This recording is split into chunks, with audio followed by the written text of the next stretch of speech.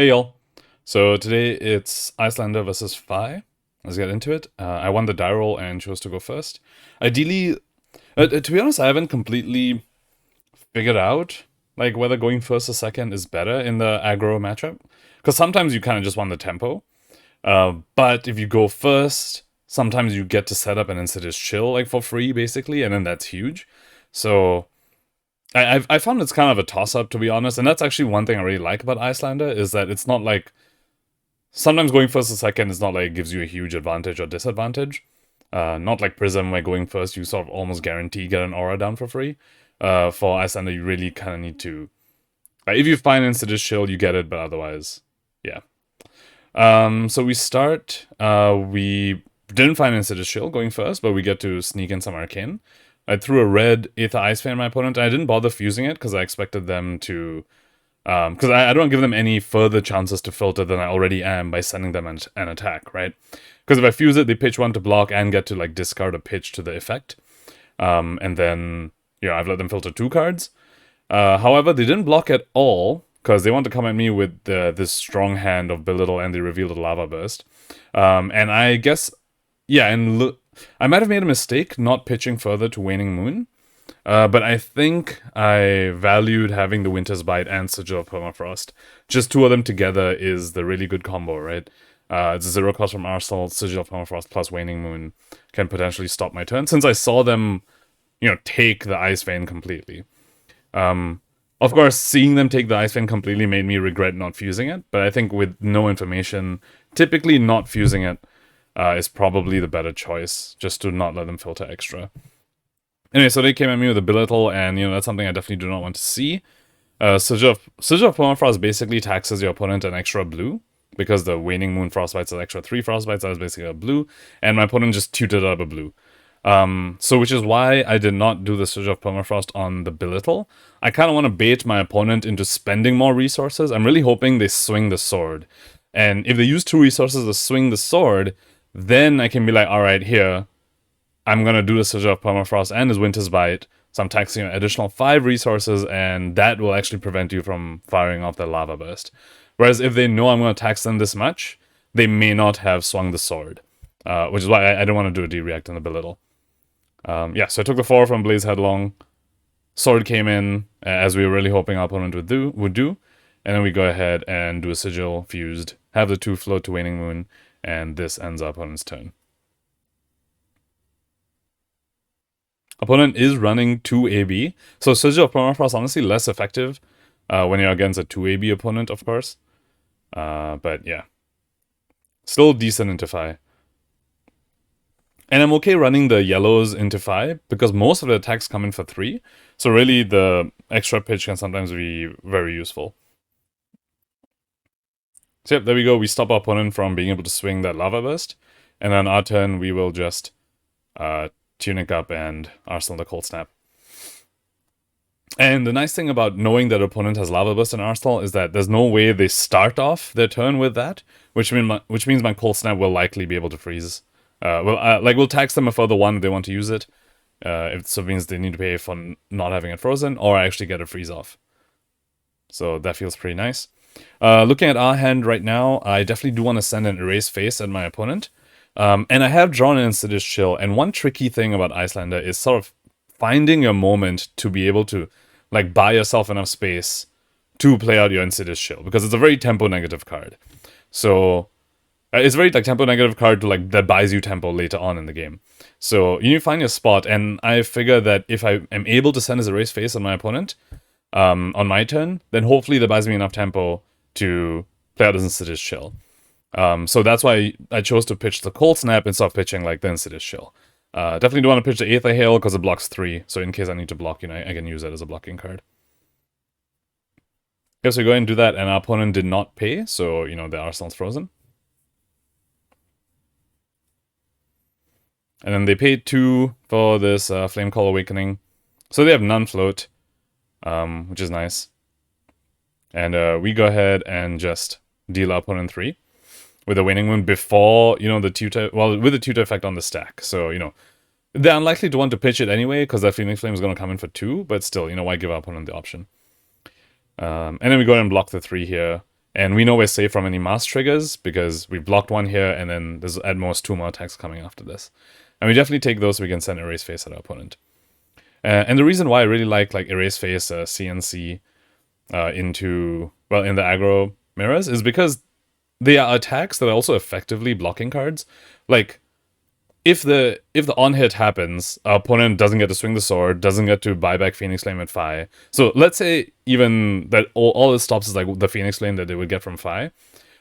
That's still 1 damage, in which case you just sent a 2 for 7, which is like really good. But in the other case, they might have a hand which just cannot function if they don't have Draconic Chainlinks. Like, say there's a Spreading Flames in there or something. In which case they want to block this Erase Face. In which case you are taking less damage, which buys me space to play out Insidious Chill. So I really like having Erase Face CNCs in the list compared to like Ice Bolt. That's one thing that I see differs from my list between other Icelanders is I have like 0 Ice Bolts in the list because I guess that I don't know of any matchup where I'm happy to take damage to send an Ice Bolt at an opponent. Or even if I've bought tempo for myself, I don't want to just send an Ice Bolt at my opponent because it's very easy for the aggro deck to just be like, fine, I'll just take 5 and keep my whole hand. Yeah. Okay, and here our opponent, yeah, so this is one of those cases where opponent was like, alright, my hand does nothing if I don't have Draconic Chainlink, so I'm going to conserve life. And they gave me 3 cards, which is like, just a perfect opportunity now to play out this Insidious Chill and, you know, try and get a grip on the game. So opponent just swings in with a sword, and we can take that 3 damage. Yeah, so I choose not to block at all. I mean, I'll play the Insidious Chill. Choose not to block, then I can send a CNC at my opponent. And this is the other thing about the yellow Sigil of Permafrost, is that, like, in this hand like this, if that was a red Sigil of Permafrost, you know, I need to use my Tunic counter to be able to send the CNC at my opponent. But the yellow, since a lot of my game plan, a lot of the turns I want to send Erase Face or CNC at my opponent, the yellow is really nice. And there we go, my opponent just takes the 6 and I get a card from them. So a lot more effective, in my opinion, than just like an Ice Bolt. I mean, especially considering that a lot of these aggro decks like don't block very well. Well, Phi in particular.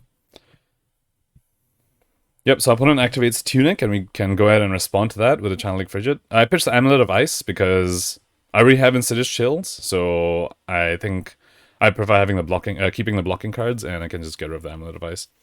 Have 3 charges of Insidious Chill, which will be good enough. Alright, so this Mounting Anger is coming in for 4. Well, effectively 5, because if my opponent gets a Banish off, then, you know, it's a +1 damage there. So there's an argument of using Ironhide Gauntlet here, but I choose not to because I feel like there's more threatening on hits, particularly Snatch. Like, Snatch is the one which I would save my Ironhide Gauntlet for, not just like +1 damage, right?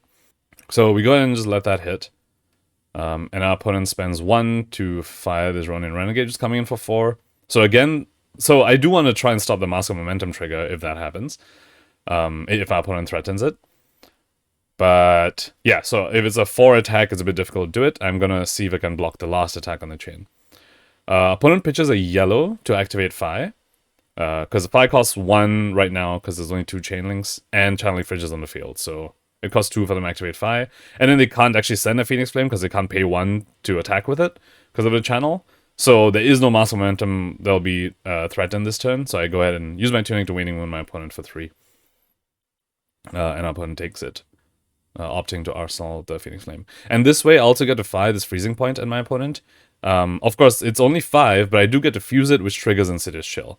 So I have an Ice card in my pitch zone, which keeps my channel around. So that's very important. Like, if I had to block my Freezing Point in previous turn, I would have. But I definitely need to keep at least 1 Ice card so that I can keep my own channel around during my turn. But this is kind of like the best case scenario. Well, not the best. The best case would be if this was an Ice Vein. That's like the best case. But Freezing Point is still, just the fact that I could fuse it and trigger Insidious Chill is also really good. So, triggers Insidious Chill, opponent discards a red. They pay 2 to block the Freezing Point, and I have an Ice card in my pitch zone, so I keep channel around. So, this is how, you know, like we managed to get into a position where we got a grip on the game by playing the Insidious Chill out for free, and now we're reaping the rewards for it. Okay, and there we go. Now opponent, all they could do is basically just swing a Snatch at us for 4. There's basically no on-hit on this because they already have an Arsenal, the Phoenix Flame. Our opponent has very helpfully put it face up because, you know, we know what it is. And And my Arsenal have a Channel Leak Frigid. So I choose not to play it since I already have a channel in the field. Just leave it for when this channel goes away. And we drew into an Ice Vein, which is just perfect with 2 ice cards. So, we can go ahead and fuse this, which threatens Insidious Chill, threatens its own effect, and we get to pitch our second ice card to Waning Moon. So we also keep channel around after all that. So, we've just really managed to get a really good grip on this game. Again, opponent blocks 2. Blocks 2, takes 3, and then now they're dealing with the Ice Vein on hit. And just basically keeping the aggro deck off of 5-card hands, with like CNC or even Erase Phase against Eviscerize stops so much of the damage. Like just keeping them off these sort of power turns is kind of how I believe we can get there as Iyslander. So we keep channel. Our opponent gave us a holding because they knew that after the Ice Vein stuff, with channel still staying around, there was no point. They wouldn't be able to do anything, so they opt to just block as much as they can. It goes to their turn. We're deciding if we want to do anything on their turn. And to be honest, we got really lucky here. We drew into another Ice Vein. So I'm just going to run it back and do exactly what I did. I do pitch the Freezing Point away. Just because I know I have a channel in my arsenal, which I would like to play on my opponent's turn. In which case, I kind of want to draw as many blues as possible. I don't want to just keep the Freezing Point. There's an argument to keep the Freezing Point as like a Striders play. But I decided I think it's more worth it to sort of guarantee that I'll be able to play this channel with a good hand. I don't guarantee, increase the chances. So we use our last Insidious Chill trigger with this Ice Vein. Opponent pays 2 for the Insidious Chill, pays 2 to block the Ice Vein, takes 3, and now is going to, I think, pay a further 2, if I recall correctly. Yeah, and then they pay a further 2 to the Ice Vein, and I go in Waning Moon, and they take 1 of it with the 1 float, and we lose a channel. But we have another channel in Arsenal, so honestly, we were just feeling really good.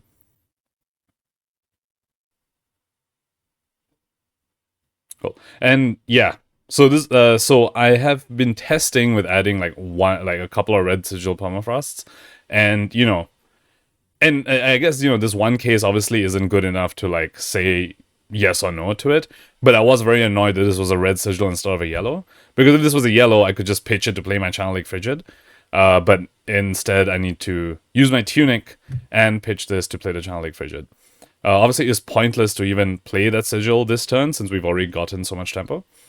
Yeah. So anyway, I do that in response to Ronin Renegade.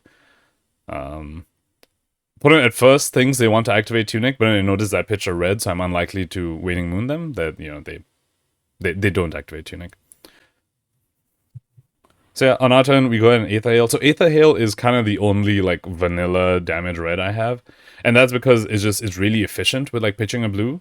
You get to do the Aether and Waning Moon, and I have some sort of just vanilla arcane damage is good as like a finisher, off your Storm Striders and stuff like that. Okay, and we keep channel around, and we got to Arsenal a blue Ice Vein. I know a lot of people are off the blue Ice Vein, but I personally really like it. So it does feel bad when your opponent, is able to block all of it, but most aggro decks are at most running AB2. For that reason, I'm just like aggro decks aren't able to block the blue Ice Vein anyway, in which case it's 2 tags from Arsenal. So, it's like in the same vein as like a Winter's Bite or an Arctic Incarceration, which I found to be pretty effective into aggro. Like anything that taxes 2 on your opponent, I found to be pretty good, because usually your opponent's only playing around being taxed 1. So I do like the blue Ice Vein. Here we go, we play it. Because opponent only has 1 card left, so we go ahead and just grab it out of them. Don't give them any option. And this Phoenix Flame is coming in for 2. Opponent blocks 2 of it and has 1 float, but they can't activate Tunic because Channel's on the field. Or if they do, it's like currently it doesn't do anything. So I see that I have lethal. I just pop Storm Striders to Ice Bolt for 3 and Waning Moon for 3. Opponent Cannonballs block 1, and they will go to -1. Yeah, so that was the game. Channel Leak Frigid, just honestly getting back-to-back Channel Leak Frigids, like, kind of sealed that game for us. Also, I mean, stuff like the Erase Face, that turn where we bought so much tempo just by setting Erase Face our opponent, which was going to nullify opponent's turn if they didn't have Draconic. So that buys us enough tempo. We get Insidious Chill out, Insidious Chill up. Insidious Chill helps us, like, maintain tempo. That's kind of the name of the game against aggro. So yeah, pretty quick game. And yep, that was it. Thank you for watching and hope you enjoyed it.